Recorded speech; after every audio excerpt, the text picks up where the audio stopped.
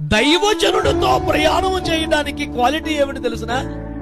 అతన్ని చూడగలని హృదయంలో నాకు మేలు చేసే వ్యక్తి వచ్చాడు, నన్ను గద్దించే వ్యక్తి వచ్చాడు, నన్ను సరిచేసే వ్యక్తి వచ్చాడు, నన్ను శుద్ధీకరించే వ్యక్తి వచ్చాడు, నా పక్షంగా బలి అర్పణ చేసేవాడు వచ్చాడు, నాకు ముందుగా నడిచేవాడు వచ్చాడు, నన్ను సేవలో రేపేవాడు కూడా వచ్చాడు, నేను రక్షణ పొందవలసిన మార్గం నాకు బోధించడానికి వచ్చాడు.